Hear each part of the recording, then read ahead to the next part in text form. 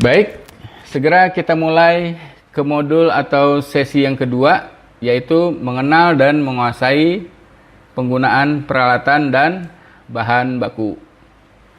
Nah, teman-teman, kita masuk ke bahan baku dalam pembuatan roti. Yang pertama, bahan yang digunakan untuk roti tawar dan manis adalah sama, hanya jumlah penggunaannya saja yang berbeda. Kemudian berikutnya adalah tidak ada perbedaan jenis bahan untuk roti yang murah maupun yang mahal, khususnya bahan utama. Hanya saja kualitasnya saja yang berbeda, terutama untuk bahan rasa dan bahan tambahan lainnya. Nah, bahan baku dibagi menjadi 3. Yang pertama adalah bahan utama, yang kedua bahan penambah rasa, yang ketiga adalah bahan tambahan khusus. Bahan utama itu ada tepung terigu, ada yeast atau ragi roti, serta ada air. Nah, bahan penambah rasanya itu ada gula, ada susu, ada lemak, dan ada telur. Berikutnya adalah bahan tambahan khusus, yaitu ada pengawet, ada pewarna, dan ada bread improver. Di dalam pembuatan roti, kita harus mengenal jenis tepung. Tepung yang biasa digunakan untuk membuat roti ataupun membuat mie adalah tepung berprotein tinggi. Untuk aneka makanan, tepungnya adalah tepung berprotein sedang. Untuk tepung berprotein rendah, itu untuk pembuatan jenis biskuit, wafer, cookies, ataupun makanan lainnya. Dan kadar proteinnya adalah 8 hingga 9%. Berikutnya adalah fungsi air dalam pembuatan roti. Yang pertama, untuk melarutkan bahan yang digunakan sebagai pembentuk gluten, kemudian sebagai pengontrol suhu adonan, kemudian sebagai pengontrol kepadatan adonan, serta sebagai pengontrol fermentasi. Atau untuk mengetahui pH air, ya. Biasanya kalau untuk mengetahui pH air kita gunakan pH meter atau kertas lakmus. Berikutnya adalah yeast atau ragi. Fungsi yeast atau ragi roti yang pertama untuk mengembangkan adonan yang menghasilkan gas CO2, kemudian yang kedua memberikan rasa dan aroma, yang ketiga memperlunak gluten dari asam yang dihasilkan selama proses fermentasi.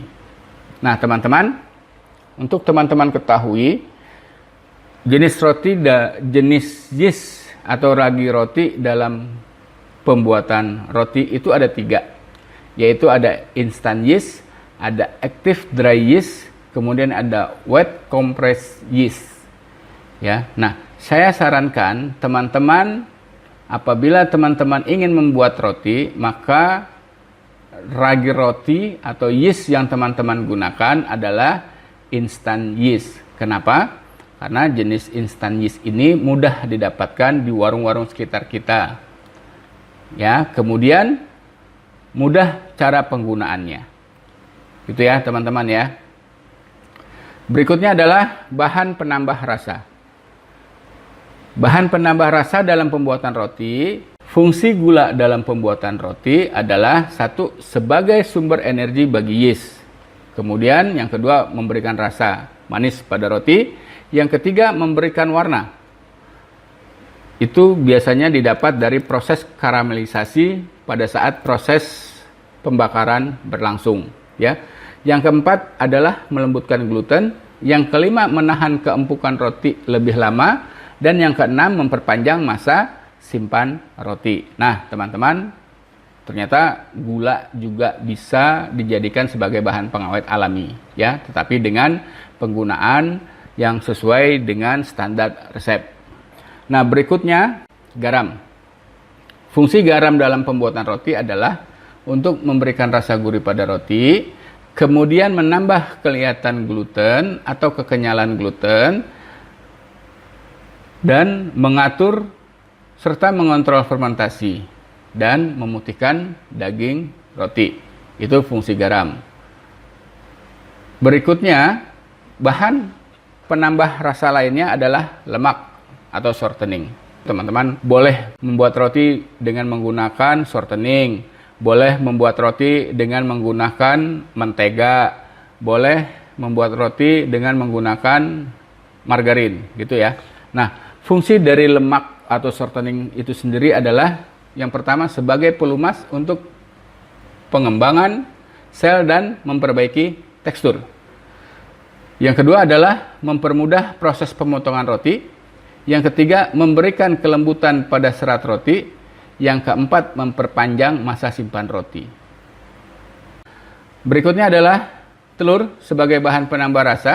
Fungsinya adalah yang pertama sebagai penambah nutrisi, kemudian memperbaiki warna roti, yang ketiga memperbaiki susunan dan sel remah roti, yang keempat memberikan kelembaban pada roti serta melembutkan tekstur. Itu fungsi telur, ya. Kemudian fungsi susu. Nah, untuk jenis fungsi susu ini berbeda-beda. Kalau teman-teman menggunakan susu bubuk atau susu cair, itu untuk menambah nutrisi, ya. Kemudian fungsi susu lainnya adalah untuk memberikan rasa, ya. Semua jenis susu bubuk boleh digunakan.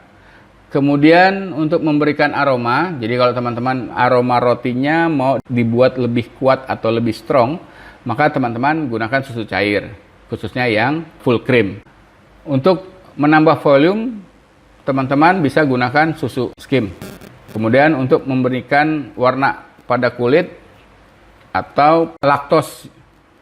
Laktos itu adalah kadar yang ada di dalam susu.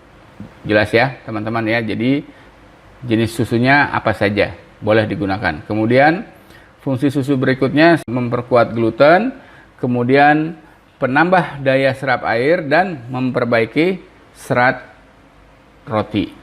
Itu fungsi daripada susu. Nah, berikutnya kita masuk ke dalam pengenalan alat atau baking equipment. Nah, teman-teman, kalau kita berbicara tentang alat, ya khususnya untuk di industri hotel ataupun pabrik, ini ada yang namanya heavy duty, alat-alat besar, ya. Jadi bahan alat-alat utama yang harus ada dan wajib dalam pembuatan roti itu adalah oven, kemudian ada scaling atau timbangan, ya. Kemudian ada meja kerja. Tetapi biasanya kita di zaman sekarang ini sudah menggunakan lebih banyak peralatan. Dalam pembuatan roti ataupun kue, ada dua jenis alat aduk yang harus kita ketahui, ya. Ada spiral mixer atau dough kneader. Ini berfungsi hanya untuk membuat roti saja, ya, hanya untuk membuat adonan roti. Kemudian alat aduk berikutnya adalah planetary mixer. Ini ada dual fungsi. Bisa untuk pembuatan roti, bisa juga untuk pembuatan kue. Kalau teman-teman mau menggunakan roti dengan menggunakan planetary mixer, maka kita gunakan alat aduknya adalah hook. Kemudian kalau teman-teman mau membuat cake, khususnya butter cake, teman-teman bisa menggunakan alat aduknya adalah pedal, ya. Atau kalau teman-teman ingin membuat jenis sponge cake, atau teman-teman ingin membuat krim, teman-teman bisa menggunakan alat aduknya adalah whisk atau balon whisk. Berikutnya adalah dough divider. Fungsi alat ini untuk membagi berat yang sama. Kemudian ada dough sitter. Alat ini untuk memipihkan adonan pada saat kita akan membuat jenis pastry. Kalau misalkan kita membuat croissant, kita membuat puff pastry, kita gunakan dough sitter. Kemudian berikutnya adalah dough molder. Dough molder ini alat untuk membentuk adonan. Ya, jadi kalau misalkan teman-teman ingin bentuk oval, ya teman-teman tinggal masukkan ke dalam dough molder. Nah, berikutnya teman-teman, ini yang paling penting, ya. Ada final prover. Alat ini adalah untuk fermentasi akhir, ya. Untuk fermentasi akhir dalam pembuatan roti. Jadi pada saat selesai fermentasi kedua, teman-teman harus masuk ke fermentasi ketiga. Nah, di saat fermentasi ketiga itu, roti kita masukkan ke dalam final proofing box. Final proofer ini fungsinya untuk mengembangkan dan melembabkan adonan roti. Di dalam final proofer ini ada yang namanya suhu dan ada yang namanya humidity. Nah, kalau untuk suhu biasa kita gunakan ini adalah 30 hingga 40 derajat Celcius untuk suhunya, ya, final proofer ini. Nah, sementara untuk humidity-nya kita bisa gunakan 60 hingga 80% tingkat kelembabannya. Kita ada oven deck. Ini ada yang gas, ada juga yang elektrik.